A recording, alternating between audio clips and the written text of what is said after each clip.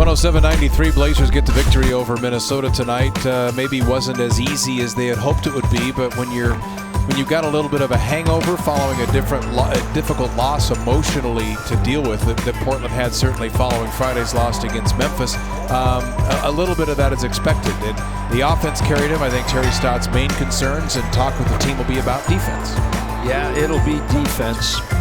And usually if they're playing real good defense, those three-point shots in transition come a little easier. Tonight, you got to be a little nervous if you're Stotts. Nick and Lillard, 2 for 15 from the three-point line. So, you know, if West doesn't have such a good, he had 6 of their 12 three-pointers, half of them. And when you're shooting 2 for 15 and you're missing those threes, the other team goes what?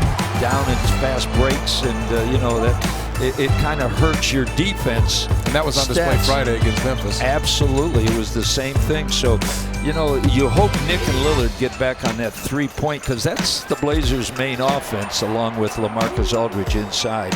And the bench, we talked about the bench, 9 for 23. They did a good job of, you know, Alan Crabb going in there and hitting a couple three-pointers. So they did the job. Now they have to get Lillard and Nick back on track. Talk about Aldridge quickly. He was 10 for 37 in his 2 prior games. Tonight he goes 11 of 17. That's a great sign. You really, if you're the head coach, you're always thinking, how can I keep Lillard and LaMarcus in the offense? Because it's so important.